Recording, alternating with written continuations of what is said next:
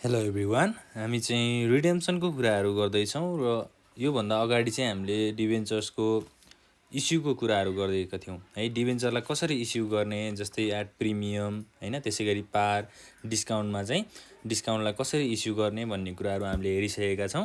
अब हामीले यो क्लासमा चाहिँ के कुराहरू सुरु गर्छौँ त भन्दा redemption on issue of shares भनेको सेयर्स होइन, डिभेन्चर्स है, डिभेन्चरको कुराहरू गर्दैछौँ। अब डिभेन्चरलाई चाहिँ कसरी रिडेम गर्न सकिन्छ भनेको सबभन्दा पहिला चाहिँ हाम्रो रिडेम्सन भनेको के हो त्यो कुरा चाहिँ बुझ्नु पर्यो। अब डिभेन्चर्स भनेको चाहिँ हामीले लोन हो भनेका छौँ, अथवा यसलाई चाहिँ हामीले ऋण हो भनेका छौँ होइन। अब लोन लिइसकेपछि त हामीले के गर्नुपर्छ त, लोन त तिर्नुपर्छ होइन। सर्टेन टाइमको लागि अथवा एउटा फिक्स पिरियडको लागि चाहिँ हामीले लोन लिएको हुन्छौँ एग्रिमेन्ट गरेर। अब त्यो लोन त अरूलाई चुक्ता गर्नु पऱ्यो नि त होइन हो। त्यस्तो बेलामा चाहिँ अब रिडेम्सन गर्ने, डिभेन्चरलाई रिडेम्सन गर्ने प्रोसेसलाई चाहिँ हामीले, अथवा डिभेन्चरलाई फिर्ता दिने अथवा तिर्ने प्रोसेसलाई चाहिँ हामीले रिडेम्सन भनेर भन्छौँ है। अब रिडेम्सन भनेको चाहिँ रिपेमेन्ट भनेर पनि भन्न सकिन्छ है। अब पहिला हामीले डिभेन्चर होल्डर्सहरूसँग चाहिँ डिभेन्चर लिन्छौँ। अब त्यो डिभेन्चर होल्डरहरूलाई के गर्नु पऱ्यो, त्यो यो रिपे गर्नु पऱ्यो होइन। त्यो कुराहरू चाहिँ छ। अब एउटा इक्जाम्पल छ, यो इक्जाम्पलबाट चाहिँ हामीले बुझ्न सक्छौँ जर्नल इन्ट्रिज कसरी बनाउन सकिन्छ रिडेम्सनको भनेर। अब इक्जाममा पनि यस्तै खालको क्वेसन्सहरू चाहिँ सोधिरहेको हुन्छ है। यो चाहिँ हामीलाई एकाउन्टिङमा सोधिरहेको हुन्छ। जस्तै इक्जाम्पलमा अब फर्स्ट नम्बरमा के भनेको छ त, 500 debentures of ₹200 each issued at par and redeemable at par भनेको 500वटा डिभेन्चर चाहिँ 200 रुपियाँको दरले इस्यु भएको रहेछ र त्यसलाई रिडेम पनि कतिमा गरियो त, अब पार भ्यालुमा गरियो भनेको 200 रुपियाँमै 200 रुपियाँको दरले नै त्यसलाई रिडेम्सन गरेको छ भनेर बुझ्नु पऱ्यो, अथवा फिर्ता गरिएको छ भनेर बुझ्नु पऱ्यो है। क्वेसन्स चाहिँ हामीले यसरी बुझ्न सक्छौँ। अब यसलाई जर्नल बनाउनु पऱ्यो भनेपछि हामीले फर्मेट तयार पार्छौँ, date, particulars, ledger folio number, debit amount र क्रेडिट अमाउन्ट होइन। ल फर्स्ट ट्रान्जेक्सनलाई हामीले कसरी रेकर्ड गर्न सक्छौँ त, अब डिभेन्चर चाहिँ पहिला इस्यु गरिएको छ भन्यो है। अब इस्यु गरेको हामीले डिभेन्चर लेख्नु पऱ्यो।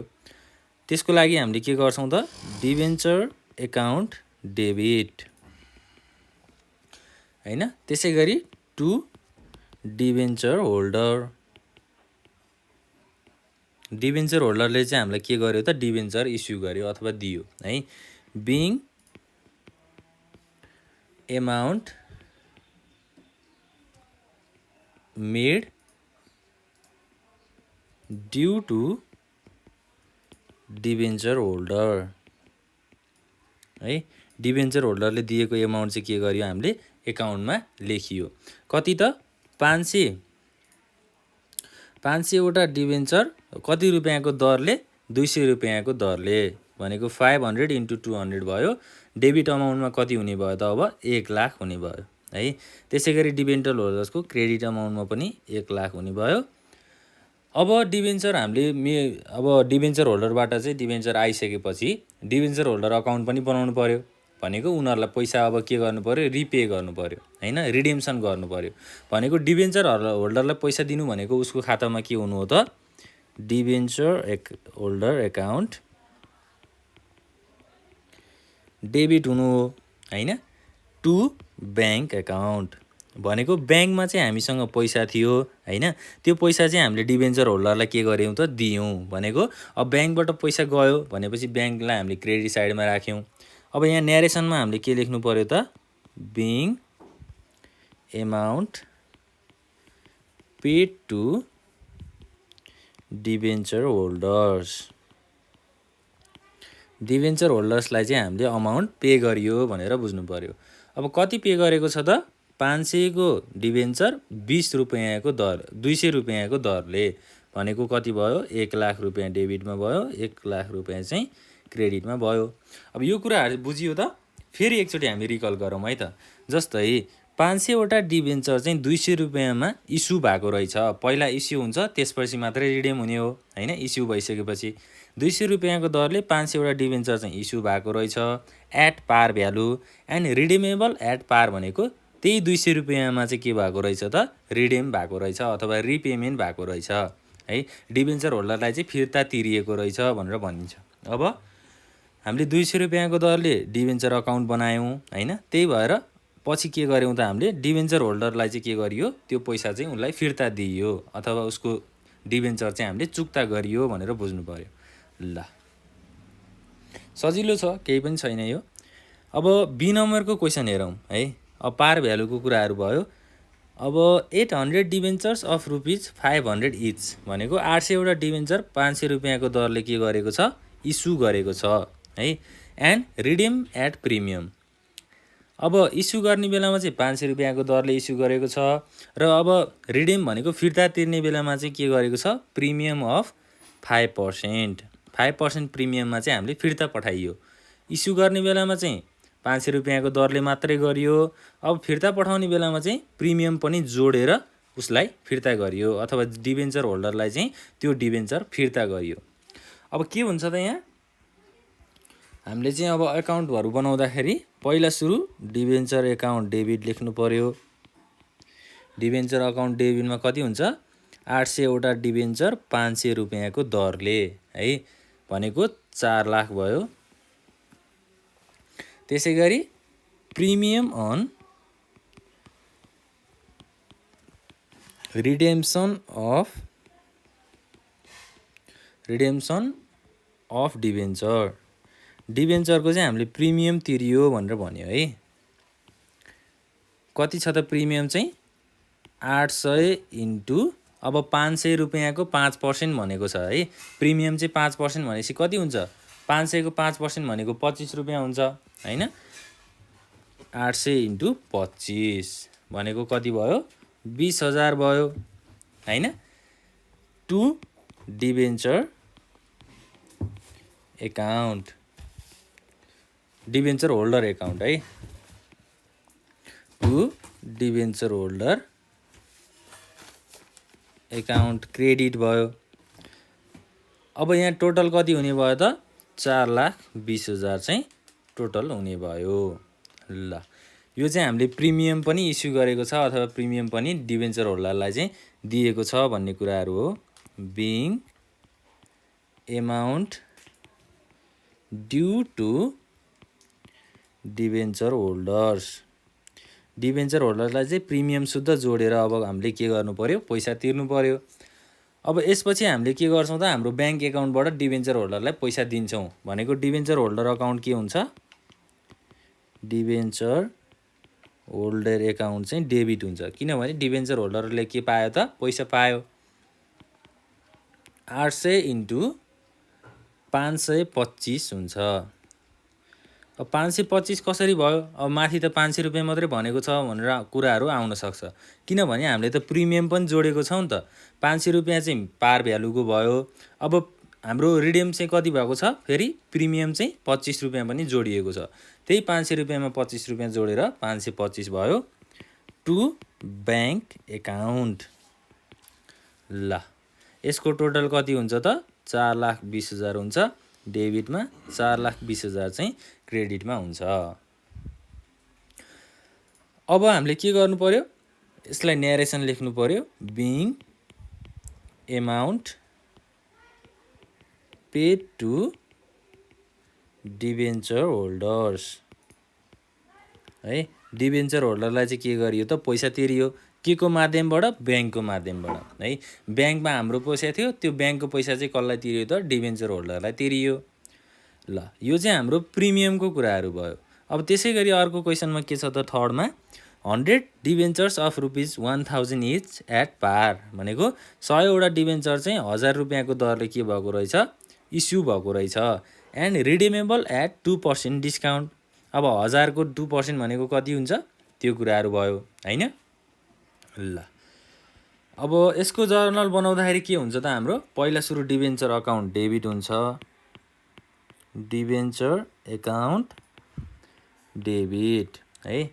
टु के हुन्छ डिबेन्चर होल्डर एकाउन्ट हुन्छ। टु डिबेन्चर होल्डर एकाउन्ट र अर्को के हुने भयो to discount on redemption of debenture. अब हामीले डिस्काउन्ट किन क्रेडिटमा लेखेको भन्ने कुराहरू पनि आउन सक्छ है। डिस्काउन्ट किन क्रेडिटमा लेखेको त? अब अगाडि हामीले इस्यु गर्ने बेलामा डिस्काउन्टलाई जहिले पनि डेबिटमा राख्थ्यौँ। अब रिडिमेबल गरेको छ, रिडिमेबल भनेको हामीले कसैलाई पैसा फिर्ता गरेको। अब पैसा फिर्ता गर्ने बेलामा हामीले डिस्काउन्ट पायो भने त्यो हाम्रो लागि के हुन्छ त? फाइदा हुन्छ है। जस्तै तपाईँले अब तपाईँको साथीलाई चाहिँ 10,000 रुपियाँ तिर्नुपर्ने थियो है।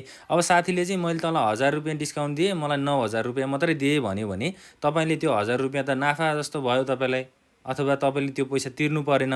त्यो भनेको आफ्नो लागि के हो त? फाइदा हो। त्यही भएर हामीले डिस्काउन्टलाई के गरेको त? क्रेडिट साइडमा लेखेको है। अब डिबेन्चर अकाउन्ट डेबिट भनेको कतिवटा डिबेन्चर छ? 100 वटा डिबेन्चर है। 100 इन्टु हाम्रो एउटाको कति रुपियाँको दरले छ? 1,000 रुपियाँको दरले छ भनेपछि 100 इन्टु 1,000 हुन्छ भनेको कति भयो? 1,00,000 रुपियाँ डेबिटमा हैन। त्यसै गरी अब टु डिबेन्चर होल्डर अकाउन्टमा कति जान्छ त? 100 इन्टु 980। किनभने अब 1,000 को कति पर्सेन्ट भनेको छ माथि? 2% भनेको छ हैन। 1,000 को 2% भनेको त अब 20 रुपियाँ घट्यो हैन। ल 980 भनेको कति हुन्छ त? 98,000 हुन्छ। र अब discount on redemption of debenture भनेको कति भयो त? 100 इन्टु ₹20 है। ल अब हाम्रो यहाँ चाहिँ कति हुन्छ त? 20 इन्टु 100 भनेको 2000। Being amount due to debenture holders. अब डिबेन्चर होल्डरलाई चाहिँ हामीले पैसा तिर्न के रह्यो त? बाँकी रह्यो हैन। अब पैसा हामीले के गर्छौँ? ब्याङ्क अकाउन्टबाट तिर्छौँ। कसलाई तिर्ने हो? डिबेन्चर होल्डरलाई तिर्ने हो भनेपछि उसको अकाउन्टलाई हामीले के गरिदिनु पर्यो? डेबिट गरिदिनु पर्यो। Debenture holder account